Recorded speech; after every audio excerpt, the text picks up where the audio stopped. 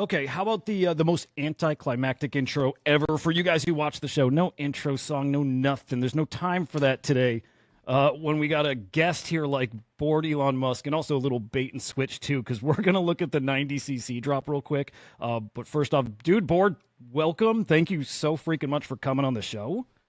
You're welcome. Do I need to sing some dramatic music now? Like do some movie soundtrack type That'd be action? damn cool. Yeah, if you could, yeah, that would actually In make the in a show. world where someone builds a stupid parody account 11 years ago and Dude, then ends up on your show. I got to get your story too. I know your story. Yeah, in fact, you're one of those people I've always been surprised. Like I've followed you for a long time. I've always been surprised we didn't cross paths and speak even on spaces or something. And over the years, we're in a lot of the same circles. It just hasn't happened. This is the first that I remember. But yeah, I want to get you to share your story in a minute. Guys, real quick though, the 90cc drop just happened, the black box. I've been talking about it on the show, and so some of you were maybe looking forward to it. Too late. Or I hope you got in. It sold out in an instant. And I think Board noticed something kind of interesting with like the buyers. Okay, let me find the analytics here. I never look at there we go. Okay, owner distribution. Oof. Yeah. Mm, Thing. Okay. oh So, wait, I'm being dumb. That's how many people own one. No, we need to oh go yeah, back yeah. to. But you've got people who own 50, 50, 45. Interesting. I would have expected them to limit the number of units per wallet to avoid this exact situation. Yeah, we went as soon as it went live. We noticed the limit was 275 per wallet, which I mean, hey, there's a game to be played here. Like these boxes, they're really cool. There's these, I think they're like these PVC keychains. They look really fucking cool. They do. I think what a lot of people are chasing, I am chasing. I bought one. Is one of these boxes is gonna have a CryptoPunk in it. I like those odds. One in It's 2,900 kind of chance. like the what's the gambling site, the crypto gambling site everybody uses, Rollbit. I Oh mean, yeah, it's basically a Rollbit loot box. I mean, this is what this is. it's not a bad idea. It's not a bad business model actually. They work here. Yeah, no, I mean it's definitely popular. People love to roll the dice and gamble. I think I'm guessing the next time they do this, and there sure it probably will be a next time. They might do some limiting. When I dabbled in this type of product in the past, I did one per wallet, just because you want to have distribution and get a lot of people excited. I guess the play here is treat it like Supreme, right? It's like everybody waits in line, a few lucky people get it, and then a bunch of people have to buy them on the aftermarket from somebody else. I think that there's probably a balance here. Like you want to probably let people buy more than one, but 275 out of 1,000 is a little aggressive. Yeah, it's a little much. It's a little much. Okay. I want to be very respectful of your time. Maybe we got maybe 30, 45 minutes, maybe up to maybe not quite an hour at this point, but I got you for a little bit. We got to talk AI. We got to talk it. I'm going to put up on the screen our main characters for today. Okay, guys. So, Board, who has joined us here. In fact, Board, could you introduce yourself to the family out here? Hello, I am Bored. I go by Bored Elon Musk on Twitter for now until I finally get the @Bored handle, which I'm actively working on. Nice. Founder of Edison Metaverse. I spent over 10 years in the gaming industry, in the legit real world one, working for a very large Japanese game publisher in the early 2020s. Left that very fun world to pursue Web3 full time and really act as Bored as my primary identity, which I've maintained now for 11 years. I've built a strong, trustworthy reputation, I believe. So Edison's been live for just under a year now. Very active in building these massive multiplayer experiences, hundreds or thousands of people in concurrent maps. And there's an interesting crossover with AI in that discussion, which is whenever you're building, whether it's a new game, a metaverse, any kind of place where you need people to make it interesting, you need player liquidity. And so that's often lacking at first. So I'm really excited about the agent space and the AI agent space because it helps bridge the gap between you having, thousands of daily active users who are human, and and creating these interesting characters who can play, who can talk, and they're not just dumb NPCs. Anybody who is a game player knows that, like, there's the classic, I walk into the armory, I talk to the guy behind the counter, and he just repeats the same lines over and over, and that's not very interesting. That doesn't need to exist anymore, right? Like those can be characters that have full lives, that have opinions, that do things, that remember stuff. So that's what we're thinking heavily about for Edison, and that's why I'm playing so much in the agent space, because I want to help build those characters that make virtual worlds more interesting. It's wild, and I Metaverse is probably going to be a big chunk of our little chat here today, because, I mean, it's back. I'm shocked it's back. I feel like it's mostly back because of AI agents too. There's this really great synergy between the two of them, so it makes sense. But maybe before that, even the AI agent meta, I don't even like calling it that, but dude, for me, it feels like it just exploded here in the past like 2-ish months. It might have been a little longer, but like it caught me by surprise, and I think it did most people. For someone like you that is in tech and in gaming, did it catch you by surprise? No, not really. I think it is a different format of something we've seen for a while. It's a better interface, essentially. So a lot of people have played with things like ChatGPT and Claude and all that. An AI agent, to some degree, is taking that interface, which right now feels like, prompt a question, get an answer, kind of like a Google search, and it's turning it into more of a character that has a particular slice of opinions, themes that they run into, and has memory, and basically starts to feel more like a assistant to you than just a prompt and sort of an open box. So that's sort of on the LLM side, the large language model side. And then from a gaming perspective, we've started to see a lot smarter characters and NPCs in games. Not as smart as agents per se, but players who can run alongside you and join you on missions, shoot guns, collect things for you. So yeah, I'm not surprised by it. I think honestly, it's been around for a few years. It's getting a lot more attention, in particular because it's been intersecting with crypto. And so when you take a cool technology and you add the premise of people can make money too, a whole lot more eyeballs get on it, and that's what we're seeing happening now. Yeah, I think okay. Some people don't like, actually, gamers usually don't like when you introduce like the financial side to things. Like you start talking microtransactions. There's something about money that feels icky, I think, to them. Like, again, gamers just seem to have always hated crypto, but there's something beautiful there, and it feels new. This way that crypto like captures attention and can monetize attention in a way that I don't think we've seen before. Gaming is the perfect place for it. In fact, gamers should have a leg up over most other people if they would only embrace it, open their minds to it a little bit. But it's always puzzled me that they're so anti-crypto. Maybe that's too broad, but it does feel like that. Yeah, I mean, I think historically there have been small pockets of people within games. If you think about something like a World of Warcraft, there were people who would go and farm gold, and they weren't there to have fun. They weren't there to make the experience better. They were there just to maximize how much money they could extract from the system. And the fear is that because crypto has so many instances of bad actors, of people who are looking to exploit others, PvP, that it's going to ruin people's favorite games. So what they're scared of is that, Call of Duty all of a sudden is going to introduce this new financialization, whether it's crypto or not, and basically all these assholes are going to come in and F up my game, and it's not going to be fun anymore. It's just going to be people extracting. So it's not it's a fair criticism. It's totally fair. Yeah.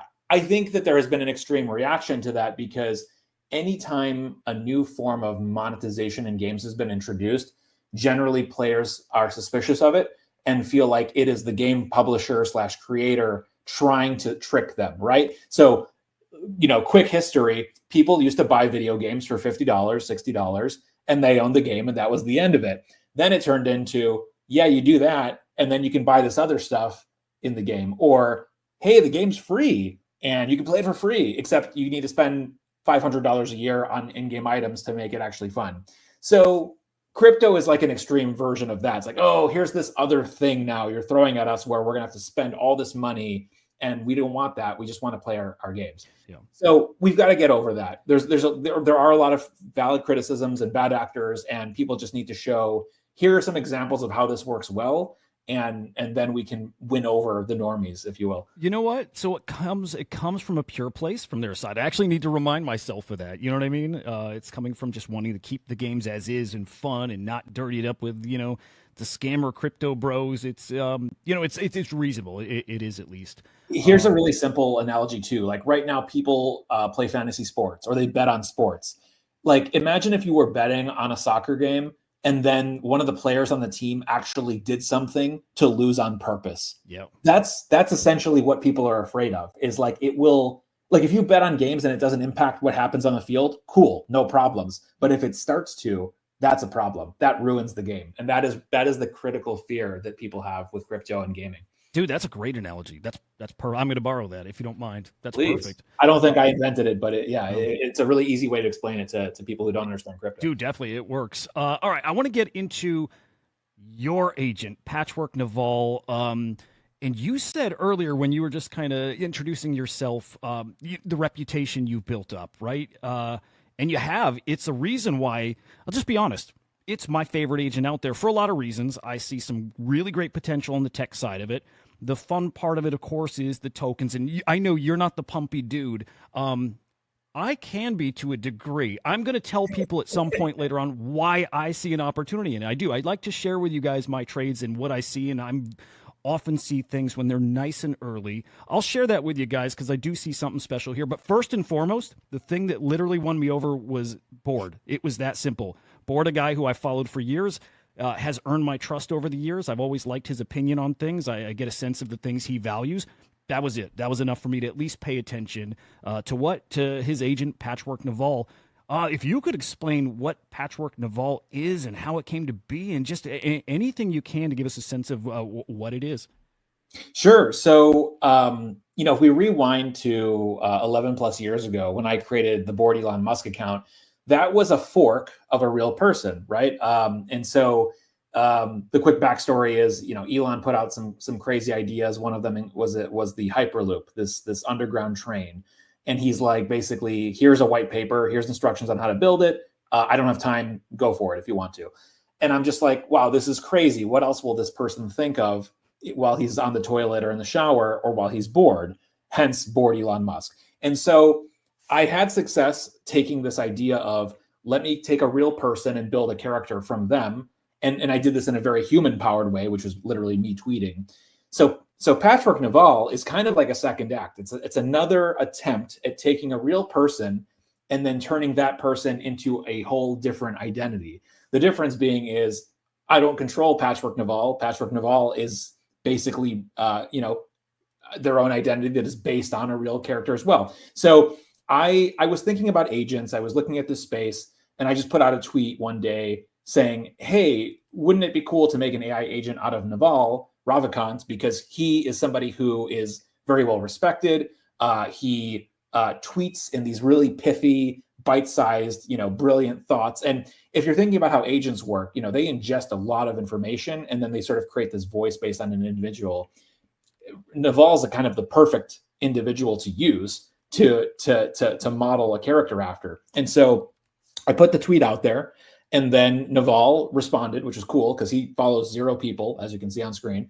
And he saw it, and he's like, bring on your patchwork plagiarist. So basically he endorsed this idea of making an agent out of him. And so that was the reason we called him Patchwork Naval. It was kind of an homage to Naval's own language. And so basically took every single tweet from Naval from 2007, took a bunch of stuff he's written, took his books, fed it to our agent, and created this character. And then we went and tweaked it, right? Because we didn't want it to sound exactly like Naval. We wanted it to start to feel like a slightly different character. So we added a few nuances, a little bit of my own personality, a little bit of Rick Rubin, some other people, and we're going to continue to tune it. And the goal is that Patchwork eventually is going to become, somebody who has their own sound, their own tone, their own voice.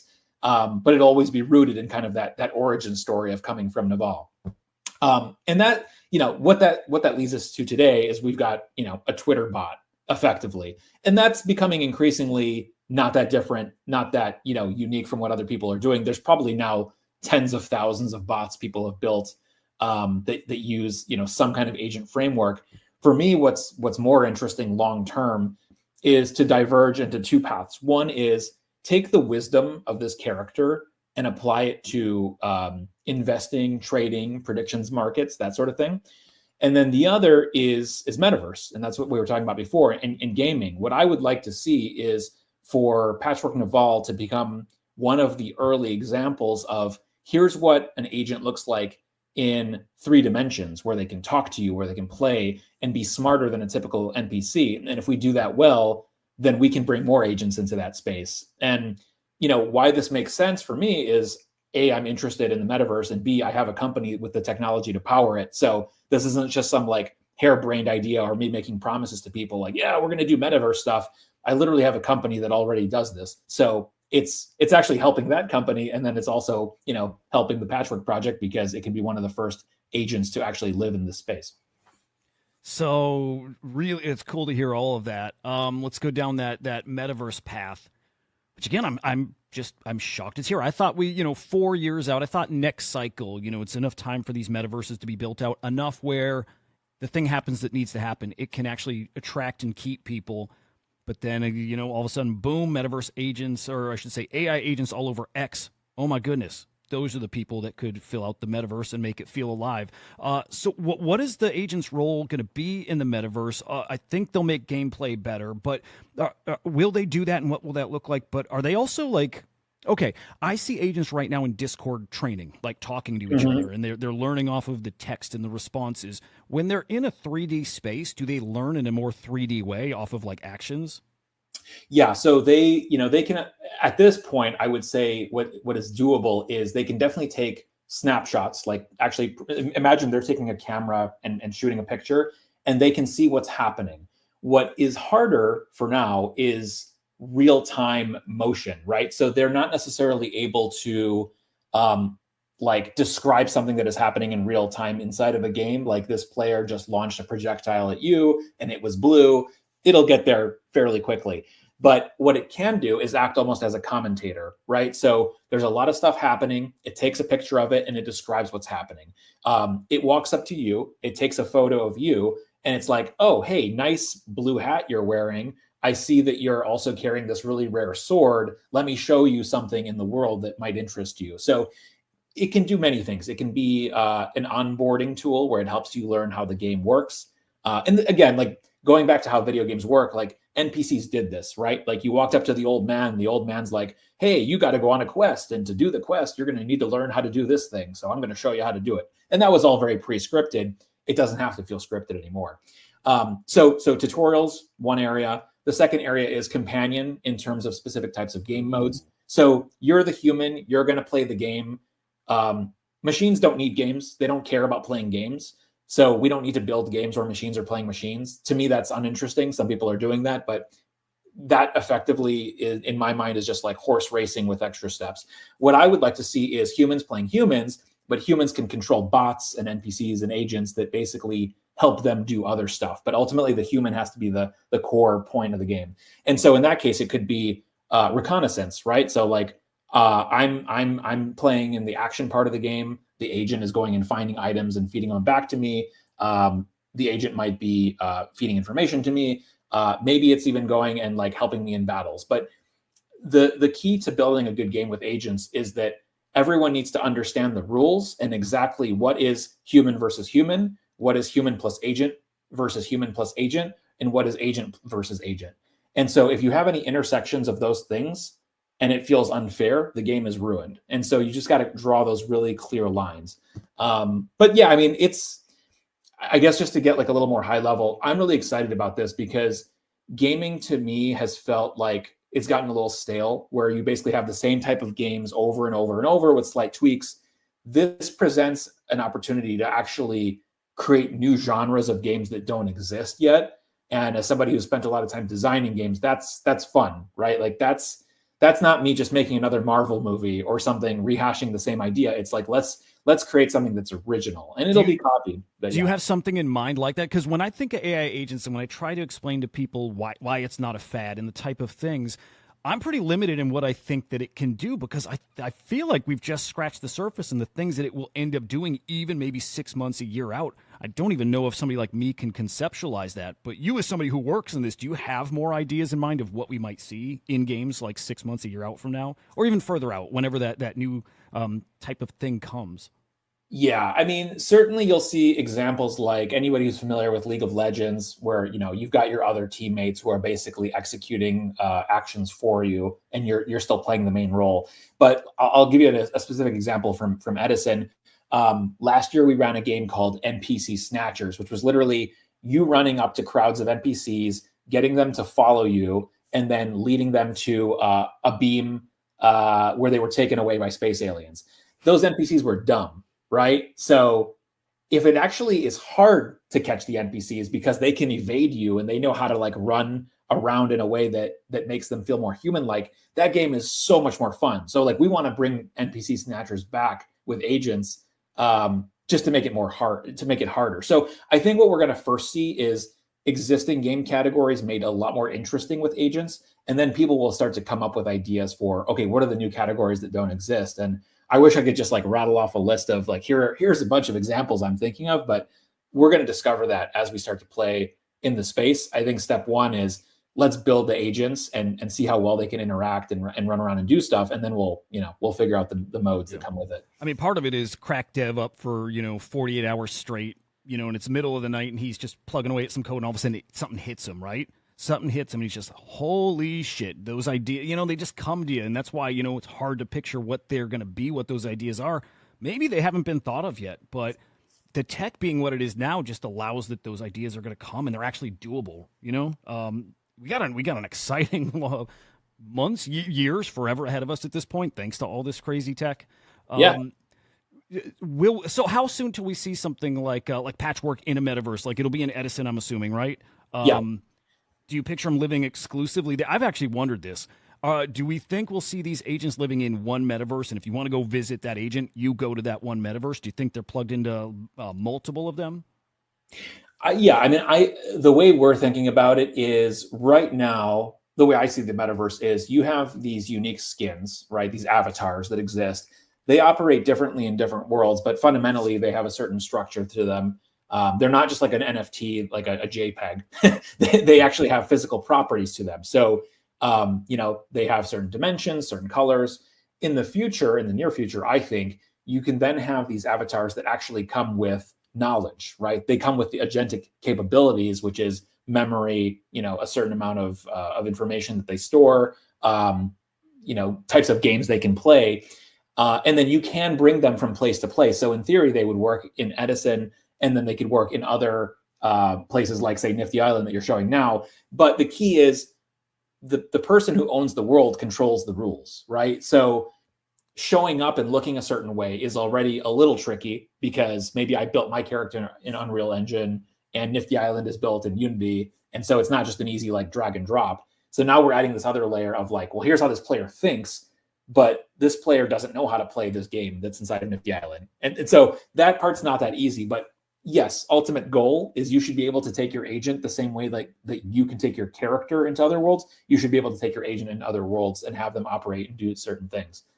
Oh, you know what I smell coming? I wonder, whatever. I'll just, as thoughts come, I'm just going to fire them off and they might be stupid.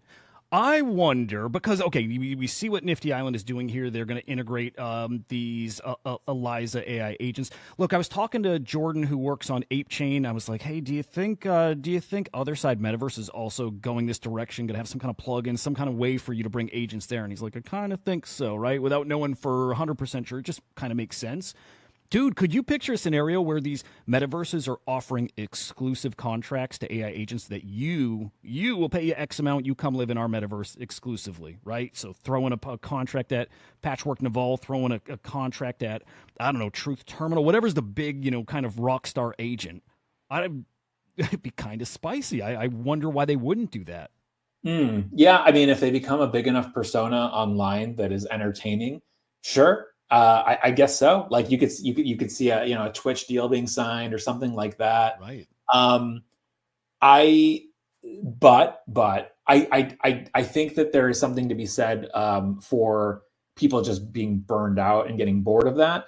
Like right now, we have so many Twitter agents right now, and you feel people just being like, okay, the novelty's gone. This isn't interesting anymore. And I think the only problem with the scenario you're laying out is that people will get tired of watching what they know is not a human. Humans are irrational. They can be funny. They can do things that surprise you. And I don't think yet agents have that entertainment quality. Like at best, they say crazy shit that makes you laugh, but it's an accident. And if you know it's a machine, it's not as funny. It's just not. And I don't know if it ever will be. So I don't necessarily think you're going to have the level of somebody like Mr. Beast or Dr. Disrespect or whatever, getting the kind of deals in a gaming environment, or like, signing with people the way humans do. I could be wrong, but I just don't see it. Yeah, no, that's interesting to hear. I guess, they do say edgy things right now. At some point, the edgy stuff, when it's normal, it loses that edge. And yet at some point, I would imagine people do get, I don't know, a little bored of that. And then how do they one up themselves? So yeah, I could see that playing out in the metaverse too. Okay, for Naval, okay, there's other things you're training him to do. Maybe we'll get into some of those things. Actually, if you were to lay out what's your roadmap that you're on right now for Patchwork? Yeah, so just to kind of, I guess, close the loop on the metaverse piece, getting Patchwork playable inside of Edison experiences, definitely short-term, high priority, want to make it happen. It'll start simple with like, here's the 3D avatar taking certain actions, and that I can see happening within a couple of months. Nice. On the other side of things, one area that we've been really excited about and are building against is Polymarket trading or predictions. So a lot of people in the space are thinking about like, oh, I want an agent that basically goes and trades meme coins for me. I think that's a really steep challenge to address, because meme coins, as an example, are a very irrational, like human insider information type of place to be. You can't necessarily use logic and data to win in that game. I'm not saying it's impossible, but I don't think it fits the brand of Naval. If you were to picture what would Naval actually like place bets on and do in Web3, well, he's very worldly. He knows about a lot of things, and he's made a lot of calls early on stuff that happens.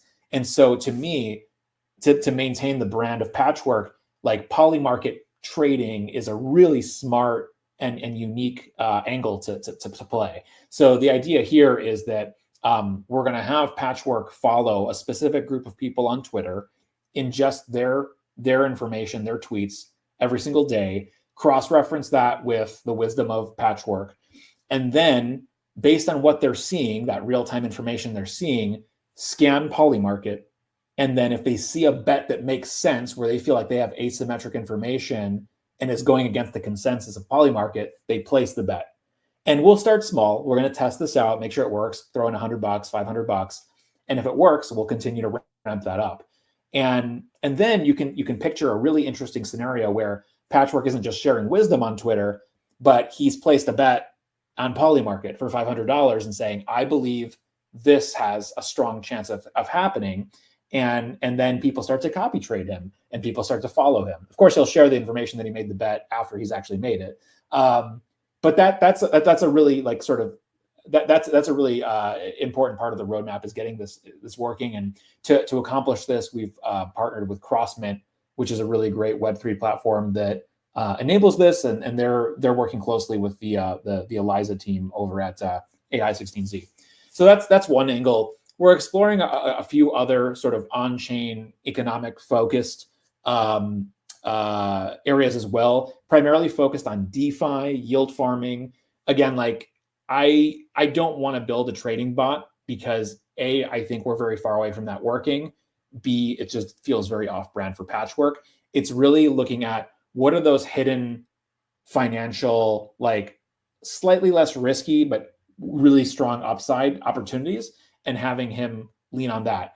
And I think there's one important part to talk about, which is people are sometimes confusing the idea of AI agents and then sort of automated tools that let you do things really fast when it comes to trading. There are a lot of tools out there where you don't really need an agent, right? Like you can just like do yield farming, buying and selling with algorithms.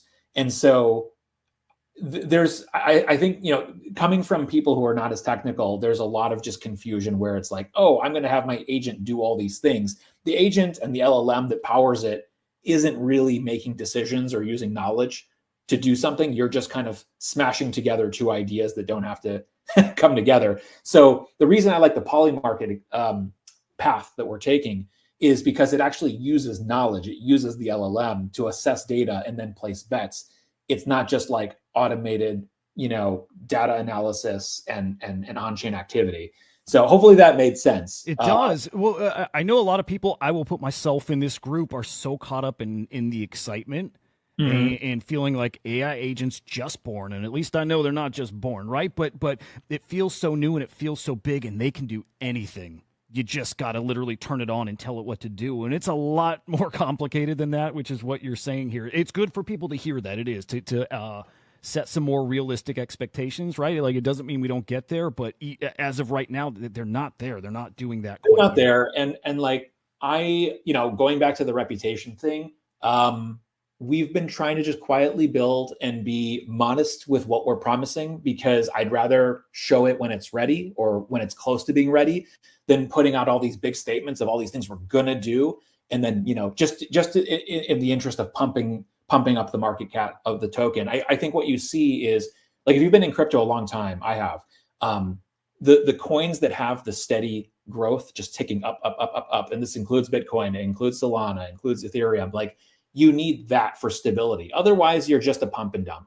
And I have no interest in that. Like, this whole project was rooted in something that was not even based on the token, right? Like, Naval approved Patchwork Naval, the agent. He did not say, oh, well, the token is a very important part of that. Now, it can be. It's a really interesting layer, and it can certainly grow over time. But I want to make sure that people understand, and I think the community does understand, that, I'm being modest and quiet on purpose because I want to ship stuff and then show that this is worth paying attention to when it's live. And unfortunately, our space is full of people who promise a lot of things that are coming soon, and then they never do. As somebody who's been in the Web3 gaming space for a while, I can say this is definitely true, right? Like, the vast majority of games that raise a shitload of money have not shipped a game. And so I don't want to risk my reputation and be that person just to short term make a few flippers happy. That's not my MO. Oh, that makes me so happy to hear. Right, we just went through at this point a year ago, but a brutal NFT bear market. And we saw what happens when you don't have substance. We saw what happens even if you did have substance, but when prices come back down to reality. But really, the ones that didn't have anything tangible, anything to really offer, they truly went to zero. I would say most of them probably didn't come back. The same thing will happen in the AI, kind of meme coin ecosystem. It will.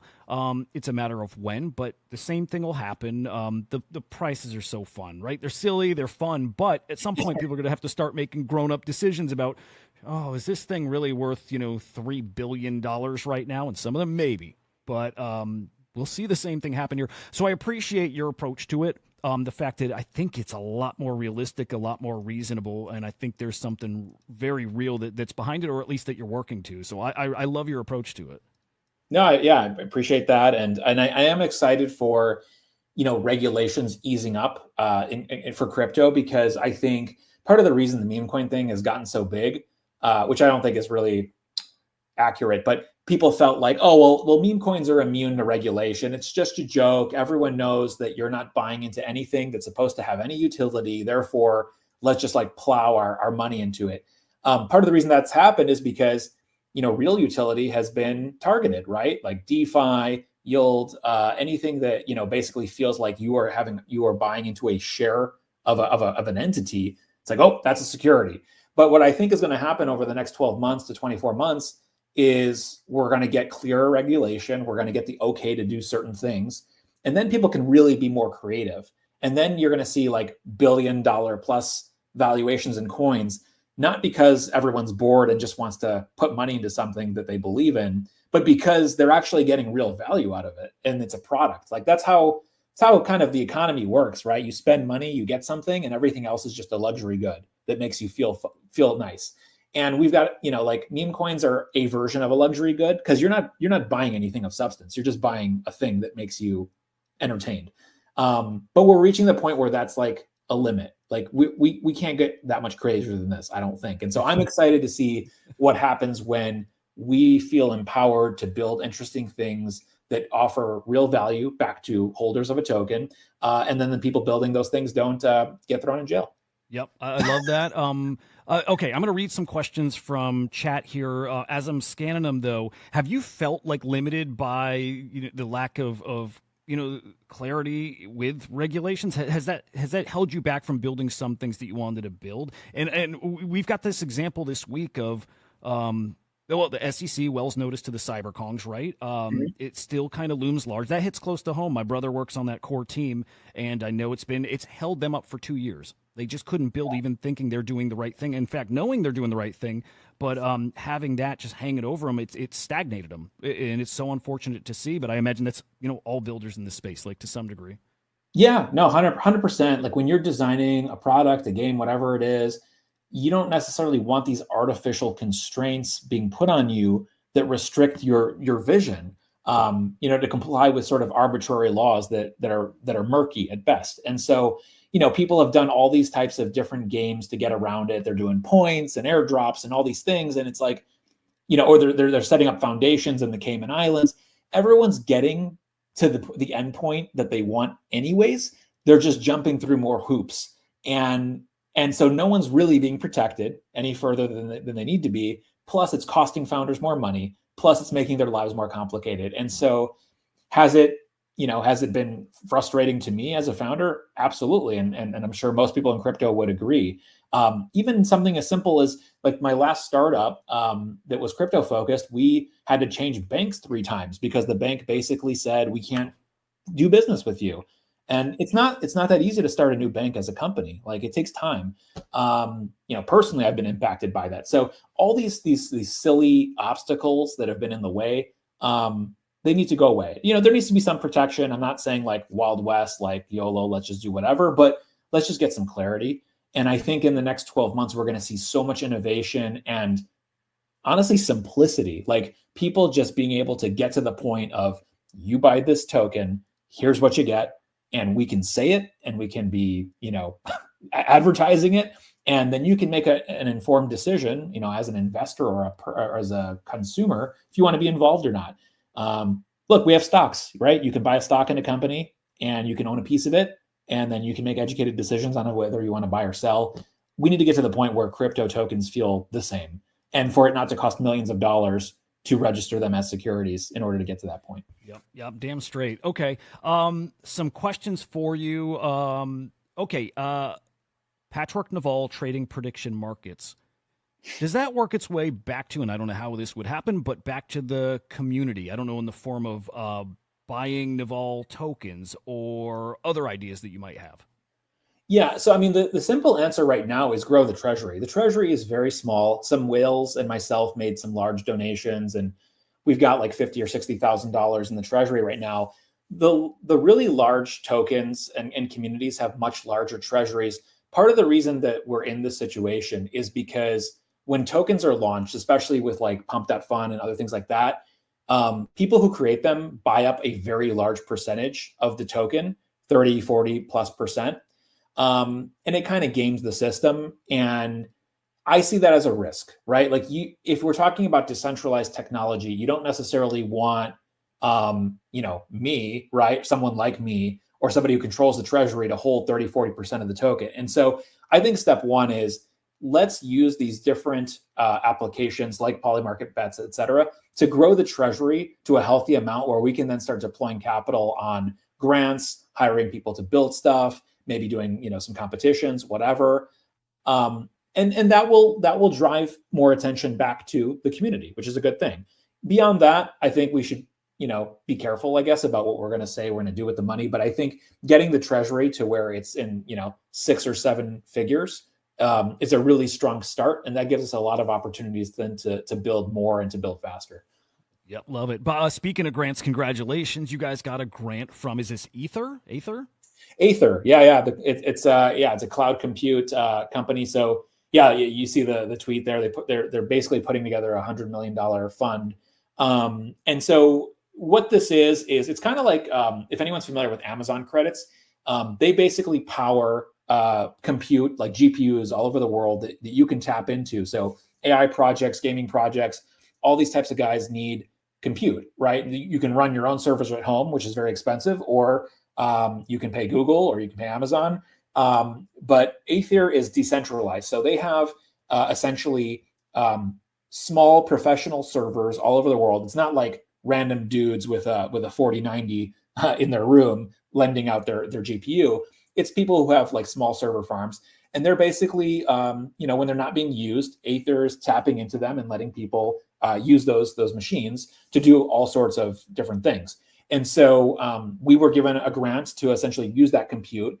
And that will largely be focused on the metaverse side of things because it costs money to run these worlds, to have thousands of people using these worlds and playing. And so not having to spend the money out of pocket, is helpful. So it's very beneficial, first of all, to get the free credits, and then also just to be highlighted by the team at Aether as one of the projects worth supporting. Oh, huge. And also you're in great company there with the others that won grants. That was really exciting to see. Dude, remind me, if you know, there's a term people use here in crypto now, I think this tokenized compute. Do you remember what that is? I think that's just like a fancy way of saying you're buying you're buying compute time with tokens. So like that's how Aether works, is they have their own token. I forget the letters, but basically actually I should take that back. Services like Aether, you can pay in fiat for a certain amount of compute, or you can pay in their token. And so that's all that is. Like I need 5,000 hours of time on this particular type of GPU. I'm going to pay for it. Here we go. And in theory, that should be efficient.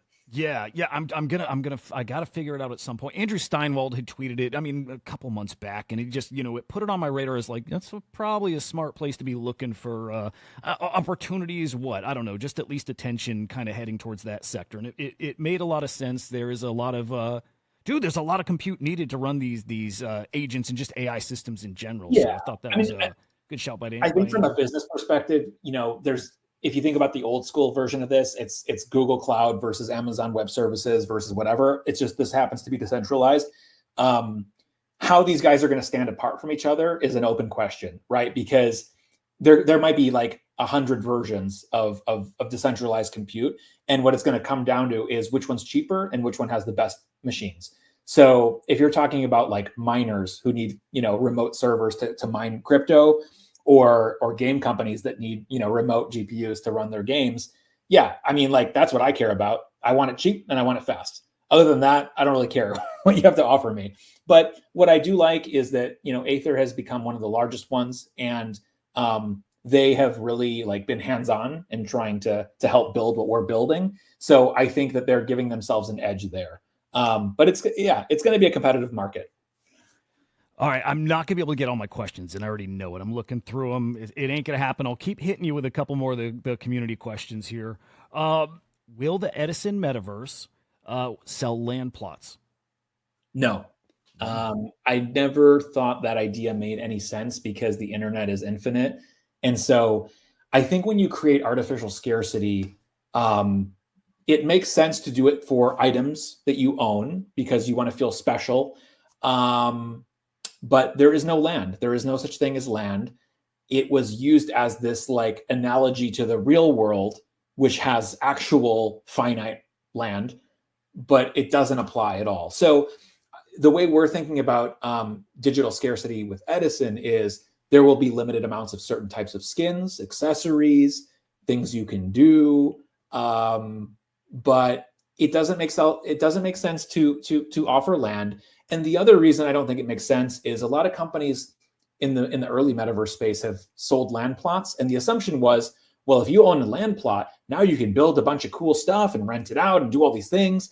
Well, the reality is most people in this space don't have the time or knowledge or interest to do that. They don't want a blank sheet of paper where they have to go do a bunch of work. And it's especially a problem because those worlds don't have enough people to justify it. Like if I build something in Minecraft or Roblox and I spend 100 hours doing it, they've got millions of people who can actually go play it. So it's this huge chicken or egg problem. So I can tell you definitively, Edison will never sell land plots. Yeah.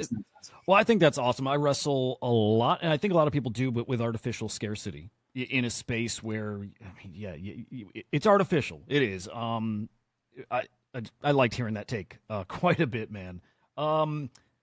This is a me question. Do you have, I might ask this or mention it earlier, for Naval himself, when you have him plugged in the metaverse, do you already have ideas, thoughts about dressing him in clothing, wearables that are tokenized? That's a good question. Yeah. So, I mean, step one definitely is just, getting a specific type of avatar. The way I've been thinking about accessories is that you have kind of this core look. Maybe you have one or two alternatives to it, but largely that there are smaller accessories that will make characters stand out. So like a really simple example is there will be a core patchwork Naval skin, but then there's a backpack you can add, or there's a mechanical bird that sits on the shoulder, or there's a certain type of glow effect. Because when you think about Fortnite, like games like that, they don't necessarily want you to have to dress your character. It's more of, here's one or two versions of that character that makes it special and unique. And then if you want to look different, just pick a whole different character or skin. Once you start dressing him, I think it gets diluted. Like it actually makes it feel like it stands out less, if that makes sense. So my current thinking on it is, just like make it rare, make it unique, and have a certain look to it. And that's the limit of it. It's like a car. Like there's a couple of models of Ferraris, and then you can get them in different colors, but generally speaking, you still quickly know that's a Ferrari. Right. No, it's a great point. I pictured this scenario where, all these agents, as they're born in different metaverses, I was like, man, the outfit they wear, if it were an NFT, some of them could become historic. And we throw that word around so casually here, but some of what's happening here might just be that. And I start picturing, a Michael Jordan game jersey, game-winning shot thing. It's like, the thing they're wearing when a milestone moment happens. I'm like, people would love that. It's very much, in line with this space. It might be fun. It might be fun, man. Hey, I mean, like something like CryptoPunks became iconic and basically a luxury good that you wear. Why not extend that to something that has, 3 dimensions and a lot more, detail to it? Yep. I dig it. El Toro asking, how much freedom will Naval have, and can he choose another token? Are as in the same way like Truth Terminal was kind of brainstorming, I don't know, Fartcoin and Goat, El Toro, kind of like that? And it might take him a minute to answer, but any thoughts on that? Yeah, I mean, I think every project has decided, to fine tune their characters to a certain degree. In ours, and we've tried to be as hands-off as possible with like really specific information like that. The only thing that we really tweaked was if you ask him about, the token, our token, then he'll talk about it. Because before, at first, he wasn't even acknowledging it, because Naval was really trained on very high-level information and not getting into real-time details. So in order to basically okay the endorsement of other coins, or to think of other coins or create other coins, you have to tell it to do that. Like you have to program it to do that. I don't feel like that's on brand for Patchwork to do that. So I don't see us going in that direction. And ultimately, when it comes to free will, unless you build an agent that can basically say no to you, it doesn't have free will. And we're not close to that. So we're building very smart, humanistic type of algorithms, but they're not AI. When they basically say like, F you, I don't feel like it, then you should be scared, because then we have a real like AI that exists. Yeah. Okay.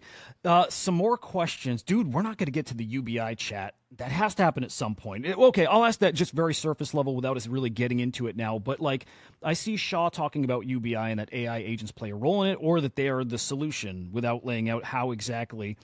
So without getting too deep, do you Is there something there? Do you see what he's saying? Is there a bigger conversation in the kind of the AI community that what's happening here? Maybe it's just about the money that is the way attention is tokenized and then redistributed through. It's not just AI, really. It's everything we've been doing here in crypto over the many years.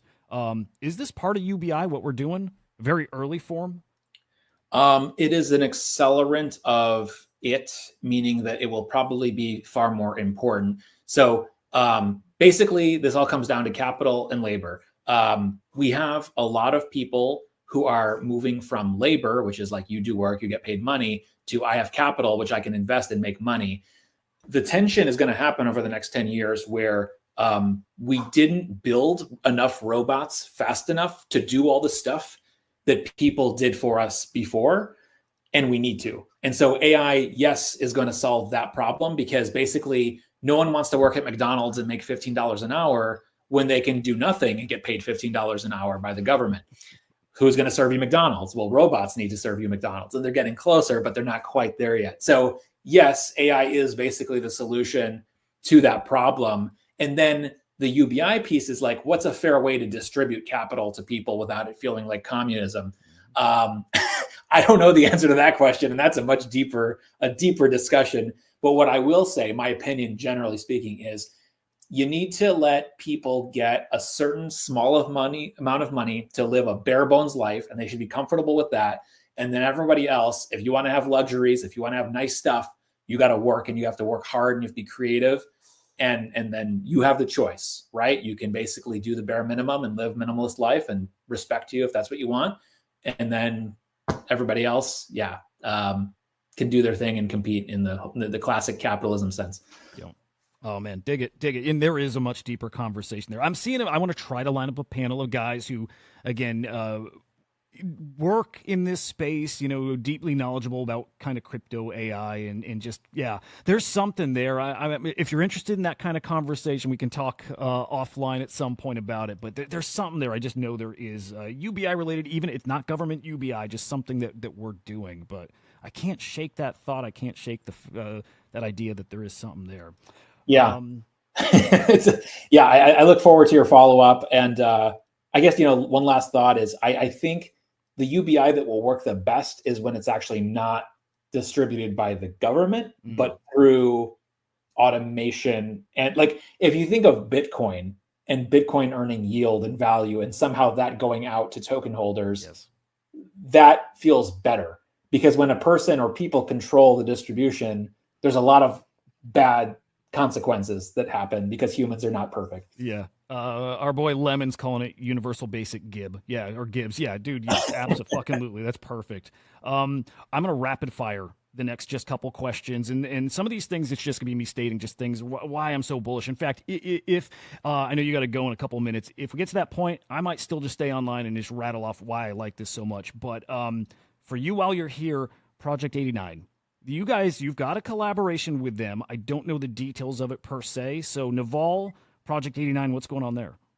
Yeah, I mean, so for anyone who doesn't know, they're building an ARG, which is an alternate reality game, and this is basically the idea of like playing a game across many platforms. Anybody who's played like Dungeons and Dragons understands the idea of there is a game that exists in your mind, and it is fueled by paper imagery, and in this case, it can live on Twitter, it can live on websites in many different places.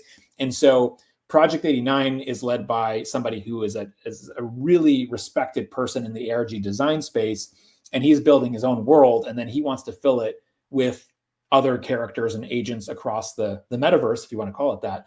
And so Naval Patchwork's going to be one of them. I don't have timelines and sort of like the hardcore roadmap and what that's going to look like, but we've had a really good exchange of value and information sharing. And so the plan is that, Patchwork will be a key character in that world once it's ready. Dude, super, super cool. Okay, this is where rapid fire, I know you got a boogie, but rapid fire, some things that I'm looking forward to in the project. Based on some things that are said, and they're just said kind of in just for fun, you said that you would bet Thread Guy $1,000 that Elon Musk engages with Naval or retweeted. I think it was engages with Naval before, and I can't remember the other agent. Do you think that's the case still? Yeah, I'll hold that bet. I like that. Because, I mean, it is one of the reasons why, for me, this was something easy I wanted to be in. It was you first and foremost, but part of it was the people I've already seen you engage with or who have engaged with you. It is Elon Musk. I've seen that. That has happened. Oh, yeah, for sure. Yeah, a lot of notable people either follow me or have engaged with me, so I think that's entirely doable. I think it's a pretty safe bet. I like to make fun bets with Thread Guy. That was not the first. I've done many before. That's cool. Yeah. Yeah, and your chats with him have been great. And Thread Guy stuff, he's great. He's a great host. He's a lot of fun. I love that he's getting into the AI stuff here, which is cool. Exchange listings coming up. I know you're hoping, maybe looking forward to Moonshot. Anything developing on that front? Yeah, I mean, for most listings, you've got to get to around $1 million in volume per day, and so we're graduating to that, and over time we'll get there. The reality, and not a lot of people know this, but the reality is with a lot of these listings, centralized exchanges, you've got to pay. You've either got to pay them cash or you have to pay them a percentage of your tokens. And going back to the treasury conversation, we don't want to kill a large chunk of our treasury unless it's going to have a big impact on us. So we're going to continue to have conversations with different exchanges, and when it makes sense, we can move forward. But right now, the goal really is focus on the product, build something cool, attract more community members. The things will come when they come. And some of these exchanges, honestly, they'll list the dumbest meme coins because they just have high volume. And so that's not us. We're not a dumb meme coin, and we're not going to use the tactics that they use to necessarily get listed. I love how the market cap is going down as I'm saying this, just hilarious in real time. Yeah, no, that feels like the Naval token so far, which that's when I jump in and I just get more. But yeah, I think things will come in time when they are meant to. And I appreciate that so many people in the community are really focused on, the product being built and that standing out so that this thing lasts. And I will just say this on an ending note, 99.98% of tokens launched on Pump Fun never reach $1 million market cap, and they die within 24 hours. So no matter how anybody feels, no matter how much people like to compare our project to somebody else's project, we're already in the top 0.02% just by having a $4 million market cap. Amazing. Dude, I love it. I love your work. You're an incredible person in this space, so I appreciate you taking the time to hang and chat with us and teach us a bit here. Dude, open door always here. Anytime you want to come on, you got a project update, anything else is going on, again, you're always welcome here. But thank you again, man. Absolutely. Pleasure, man. Guys, I will see you later this afternoon, 4:30 p.m. Eastern time on the afternoon show. Thank you so much for hanging. Okay, you know what? Now that he's gone, I'm going to get pumpy. How do you like that? You guys want a little pumpy pump? No, you know what? The one thing that's funny, the one thing he said, look, I'm really fucking bullish on the coin. I'm really bullish on the coin because of how real a dude he is and because he's got the chops, he's got the skills, he is a builder. Okay, hang on, let me get you situated. I'm going to tell you why he said it. He said it, and I don't think it slipped under the radar for you guys. I think you caught it. You tell me, did you guys catch the one thing he said that, I'm sorry, but sends the coin? And this is not financial advice. This is me playing. I'm just having fun. But also full disclosure, I have a bag. I think I've got 1.2 million tokens. I've since day one I bought it just because it's bored. And also because, and look, I did want to ask him this and he wouldn't have been able to answer, but I think the other dev on this project is Shaw. Right? The guy from AI16Z. I think it is. Now, it might not be. Don't do anything because of that. He will never say it first off. He said he'll never say it if it is Shaw. He won't say who the person is. But before the agent launched, my memory and screenshots I saw was Shaw in board in a Discord, like talking about it. John, you can get it on excuse me, on Jupiter or Photon or what. I'll drop you the contract. I'll just drop you a link right to this. Any decks, any Solana decks, right? Again, Jupiter, Photon, guys, help me out if there's any others that he should be looking or focus on. Again, none of this is financial advice. You see, price wise, this is, it's very low compared to others. It's why I see upside there. And this is me just talking as somebody who watches the market, has watched, these AI tokens for a while. The good quality ones, look, until they get in that info stream, this is actually really important. The good quality ones will probably do around this. In fact, the good quality ones I often see a bit higher, and this did get higher, about $16, $17 million market cap, almost 18 mil. This one, I guess timing was kind of a factor in it coming back down, as in the market really cooled down all of a sudden, just across meme coins, across AI. That said, the ones that are really astronomical prices, it's a lot of hype out there. It's a lot of like just pumpy, hopium. It's pretty crazy. This doesn't have that, like he said, it's not how it's trained. It's never going to be trained like that. But, okay, this is a big reason I've gone hard into this coin. Bored, with the reputation he has, his 1.6 million followers, he's a really well-known dude. The people that follow him and that engage in him, people like Jack Butcher. We know who Jack Butcher is. I'll pull him up on the screen. This is part of my bet is on the people around Bored. No question, Bored is about as great as you can get as far as a dev and somebody to believe in, you know, with your crypto. Oh, sorry, I'm not looking up Bored here, but there's Bored. Excuse me, guys. Jack Butcher. These guys, as best I've known, are close. Jack Butcher, the creator of OPEPin and Visualize Value and stuff. Bored hosts the OPEPin Spaces. These guys talk all the time. Jack has retweets and engages Bored all the time. A Jack Butcher tweet. A Jack Butcher tweet goes a long way to putting this in front of people, right? Jack Butcher has some Naval tweets, Naval statements on his own Visualize Value website, right? He's a fan of Naval. To me, I just put those together. It seems like an obvious thing that I imagine we'll see Jack, and he already has actually to a small degree, interact with the Naval agent. But the bigger one is a lot of other big names and celebs, but you kind of don't get bigger than Elon Musk. Guys, Elon Musk engages with Bored. He tweets at him. He retweets him. And we have seen this, guys, without fail, when Elon Musk tweets anything, you saw Peanut, you see Doge, and he has, I think, talked about or engaged with an AI agent. When he does it, without fail, price goes one way. Without fail, it happens. I know. I watch. I keep up with the coins. I know everybody talks about it when it happens. Part of my bet, again, I'm glad I'm not saying this in front of Bored, even though he knows it's obvious. Bored said in there he's sounded pretty fucking certain that Elon Musk is going to engage with this agent. This thing is at $4 million right now, right? This is my bet at $4 million. When Elon Musk engages with stuff, I'm sorry, but I usually see those things probably. I shouldn't even give a number. Much higher, much higher. If anybody has an example of one of the AI agents he's engaged with, and I think there was one, much higher, simply because Elon Musk tweets or engages with. You can bet on that alone. At least I could, or in a way have. I happen to be betting on more. I'm betting on the Jack Butcher friendship. I'm betting primarily on Bored as a guy, as a builder, as a dev. I'm betting on his vision with the metaverse being what I think it's going to be and populated by these AI agents. I'm betting on that. I'm betting on his move into the prediction market that I think is, everybody realizes prediction market is one of the best product market fits we found this cycle. Him moving in that direction, incredibly smart. I don't know any, actually, I think I've seen one other that is going in the prediction markets, but it's kind of on its own path here into uncharted territory. If this thing ends up training well and people turn to it for alpha, it's just another thing that puts it in front of people. And then usually, you know, it can lead to, you know, nice priced crypto. You know, it can. Again, I'm trying to not be pumpy, just explaining why I see value in this for myself.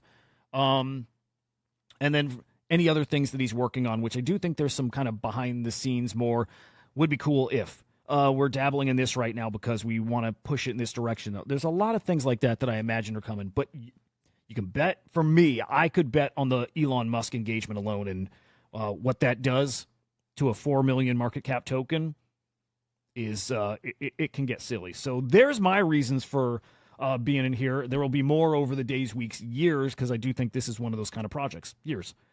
He turned his account from nothing into an account with 1.6 million followers. He knows what he's doing. He knows how to get engagement. He knows how to get attention. This man knows what he's doing. So, Bored Elon Musk, you could say I'm betting on that guy. Awesome dude. Man, cool as hell to get his time. I hope I'll be able to get him back again. Jeez. And I appreciate you guys hanging and watching too, man. Expect more streams like this. I'd like to talk to more AI builders. It's got to be my favorite thing in this space now, the AI stuff. It's just To me, it's magic. It's magic. It's the way this space is going. We look at, what is it, cookies.fun. I'll pull that up. Cookies.fun. Showing the market cap of, kind of the entirety of the AI crypto ecosystem. 10.67 billion. In my opinion, this is literally a tenth of the way to where it's going. Maybe it's a little less than that, but either way, this is a major sector of crypto that I think we've just started to realize some of its potential. It's a great place to be focusing your attention on. We'll say that at the very least. So there we go. All right, guys, we'll kill it there unless there's any questions out there, but I think this was a pretty much just information dump session. Yeah, questions, I guess you can hit me on X tweets or catch me on DMs. Otherwise, guys, I'll see you over on the afternoon show. That's at 4:30 p.m. Eastern time with Henry the Grape, with the fantastic Yojo. Sometimes fantastic, sometimes. Yesterday, a little, but anyway, guys, I hope you have a great day. I'll catch you in a few hours here. Peace.